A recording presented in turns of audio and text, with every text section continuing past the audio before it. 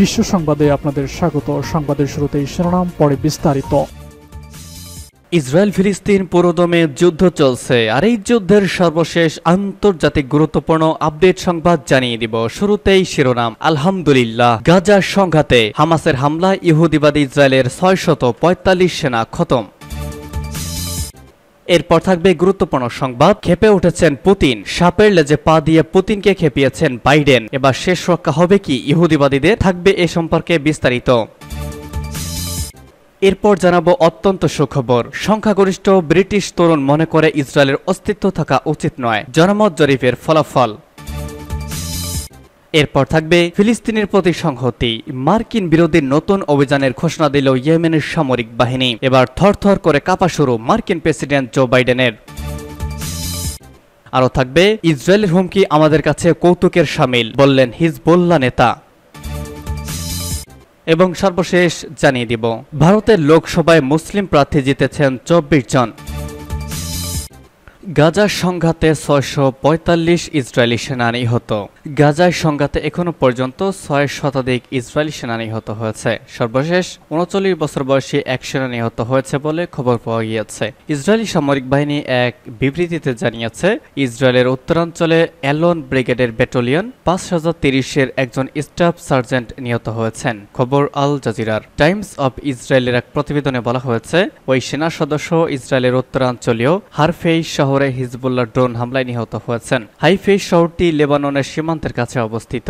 হামলায় আরও এক সেনা আহত হয়েছে বলেও খবর পাওয়া গিয়েছে। ইসরায়েলি বাহিনী জানিয়েছে, গত 7 অক্টোবর থেকে এখন পর্যন্ত তাদের 645 জন সেনা নিহত হয়েছে। গত 7 অক্টোবর ইসরায়েলের ওপর আকস্মিক হামলা চালায় ফিলিস্তিনি স্বাধীনতাকামী সংগঠন হামাস। এরপরেই গাজায় পাল্টা আক্রমণ চালায় ইসরায়েল। এখনো পর্যন্ত ইসরায়েলি বাহিনীর আগ্রাসনে 36,000-এর বেশি মানুষ নিহত হয়েছে।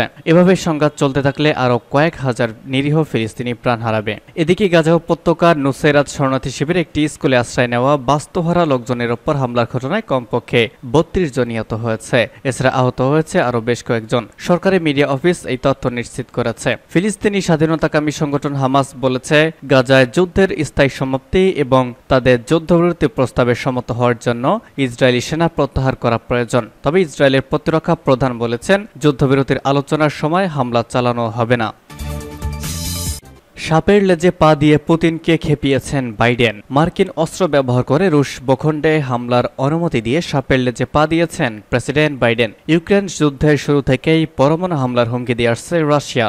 এমন হুমকির মধ্যে বাইডেনের এই অনুমতি কেবল যুদ্ধের পরিধি বাড়াবে বলে মনে করছেন বিশ্লেষকরা। হলেও ঠিক তাই, এবার যুক্তরাষ্ট্র সহ গোটা পশ্চিমা বিশ্বের ঘুম হারাম করে দেওয়ার মতো ঘোষণা দিয়েছেন প্রেসিডেন্ট পুতিন। ফলে বলাই যাচ্ছে, আগামীতে যুদ্ধ বন্ধ হওয়া তো দূরের কথা, বরং তৃতীয় বিশ্বযুদ্ধ শুরুর সংখ্যা আরো বেড়েছে। ব্রিটিশ সংবাদ মাধ্যম বিবিসির এক প্রতিবেদনে বলা হয়, পশ্চিমা লক্ষ্যবস্তুতে আঘাত করতে পারে এমন দেশগুলোকে অস্ত্র সরবরাহ করবে মস্কো। ইউক্রেনকে দীর্ঘপাল্লার ক্ষেপণাস্ত্র সরবরাহের সমালোচনা করার সময় এমন হুমকি দিলেন রুশ প্রেসিডেন্ট। এর আগে যুক্তরাষ্ট্র সহ বেশ কয়েকটি পশ্চিমা দেশ তাদের সরবরাহ করা সমরাস্ত্র দিয়ে রুশ ভূখণ্ডে হামলার অনুমতি দেয়। পুতিন সতর্ক করে জানান, পশ্চিমাদের এমন পদক্ষেপ বিশ্ববাসী খুবই মারাত্মক বিপর্যয় ডেকে আনবে। ভ্লাদিমির পুতিন বলেন, যদি কেউ মনে করে আমাদের ভূখণ্ডে আক্রমণ ও আমাদের জন্য সমস্যা তৈরি করা উদ্দেশ্যে যুদ্ধক্ষেত্রে দীর্ঘপল্লার ক্ষেপণাস্ত্র সরবরাহ করা সম্ভব, তাহলে তাদের স্পর্শকাতর স্থানগুলোতে হামলা করার মতো দেশগুলোতে রুশ অস্ত্র সরবরাহ করার অধিকার কেন থাকবে না?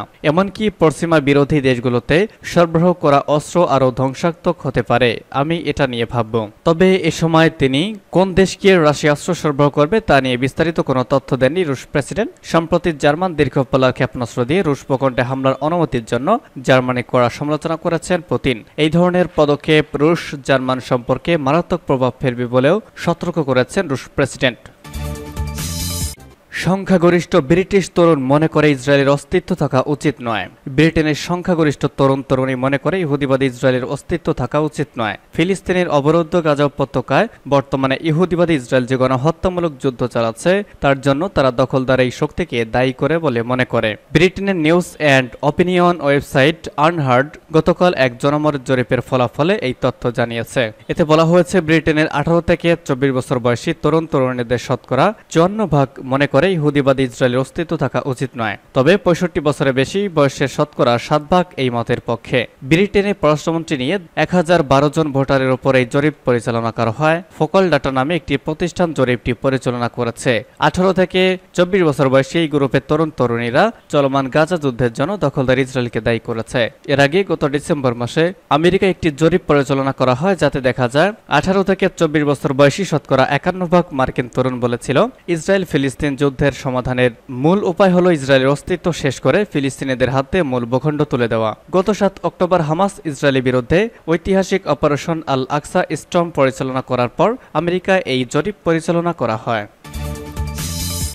মার্কিন বিরোধী নতুন অভিযানের ঘোষণা দিল ইয়েমেনের সামরিক বাহিনী। ইয়েমেনের হুতি আনসারুল্লাহ আন্দোলন সমর্থিত সামরিক বাহিনী নতুন করে আমেরিকার বিরুদ্ধে 2টি অভিযান চালিয়েছে। ফিলিস্তিনের অবরুদ্ধ গাজা উপত্যকায় ইসরায়েল যে বর্বর আগ্রাসন চালাচ্ছে তার প্রতি অকণ্ঠ সমর্থন দেওয়ার প্রতিবাদে মার্কিন বিরোধী অভিযান চালালো ইয়েমেনের সেনারা। ইয়েমেনের সামরিক বাহিনী মুখপাত্র ব্রিগেডিয়ার জেনারেল ইয়াহিয়া সারি গতকাল এক ভিডিও বার্তায় এই অভিযানের কথা ঘোষণা করেছেন। তিনি জানান, ইয়েমেনের নিষেধাজ্ঞা অমান্য করে লোহিত সাগর দিয়ে রোজা এবং ভ্যান্টেজ ড্রিম নামে 2টি জাহাজ ইহুদিবাদী ইসরায়েলের বন্দরের দিকে যাওয়ার সময় তাতে প্রথম হামলা চালানো হয়। এদিকে আরব সাগরে আমেরিকার একটি জাহাজের বিরুদ্ধে দ্বিতীয় অভিযান চালানো হয়। তবে এসব হামলায় জাহাজগুলোর কি ধরনের ক্ষয়ক্ষতি হয়েছে তা পরিষ্কার নয়। গাজা ইসরায়েল যুদ্ধ শুরুর পর থেকে ইয়েমেনের সেনারা লোহিত সাগর এলাকা দিয়ে চলাচলকারী ইসরায়েলি জাহাজের ওপর হামলা চালিয়ে আসছে। লোহিত সাগরের রুটকে নিরাপদ রাখার নামে আমেরিকা ও ব্রিটিশ বাহিনী ইয়েমেনের ওপর হামলা চালাচ্ছে। ইয়েমেনেও মাঝে মাঝে মার্কিন এবং ব্রিটিশ বাহিনীর বিরুদ্ধেও শক্ত জবাব দিচ্ছে। এরই মধ্যে ইয়েমেনের সেনারা আমেরিকার একটি বিমানবাহী যুদ্ধ জাহাজের ওপর হামলা চালিয়েছে। ইসরায়েলের হুমকি আমাদের কাছে কৌতুকের শামিল, বললেন হিজবুল্লাহ নেতা। ইহুদিবাদী ইসরায়েলের যুদ্ধাবাস প্রধানমন্ত্রী বেনিয়ামিন নেতানিয়াহু লেবাননের ইসলামী প্রতিরোধ আন্দোলন হিজবুল্লাহর বিরুদ্ধে অত্যন্ত শক্তিশালী আঘাত হানার যে হুমকি দিয়েছেন সে ব্যাপারে প্রতিক্রিয়া জানিয়েছে হিজবুল্লাহ।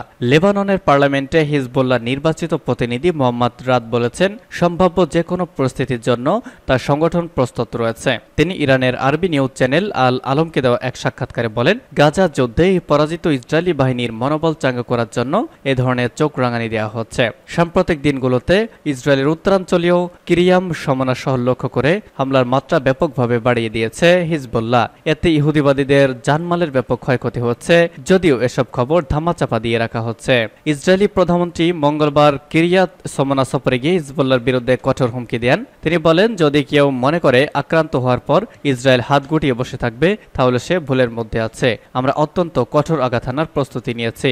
এর জবাবে মোহাম্মদ রাদ বলেন, যারা ইসরায়েলের সামরিক দুর্বলতা সম্পর্কে সম্যক অবহিত তাদের কাছে এই ধরনের হুমকি যে নিছক হাস্যরহস্যের সৃষ্টি করে তা তেল আবিব জানে। তারপরেও ইহুদিবাদী শত্রু লেবাননের বিরুদ্ধে মূর্খের মতো আচরণ করে বসতে পারে, আর সে যদি তা করে তাহলে তা হবে তার জন্য মারাত্মক আত্মহত্যা শামিল।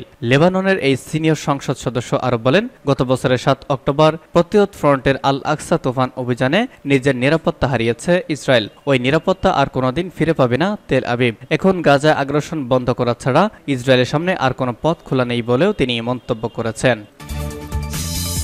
সর্বশেষ জানিয়ে দিব, ভারতের লোকসভায় মুসলিম প্রার্থী জিতেছেন 24 জন। ভারতের লোকসভা নির্বাচনে ফল প্রকাশ হয়েছে। এবারে নির্বাচনে জয় পেয়েছেন 24 জন মুসলিম প্রার্থী। সবচেয়ে বেশি মুসলিম প্রার্থী জিতেছেন কংগ্রেস থেকে। এই দলটি থেকে 7 জন মুসলিম জয়ী হয়েছেন, আর পশ্চিমবঙ্গের তৃণমূল কংগ্রেস থেকে জয়ী হয়েছেন 5 জন। এছাড়া সমাজবাদী দল থেকে জয়ী হয়েছেন 4 জন, অন্যরা অন্যান্য দল থেকে জয়ী হয়েছেন।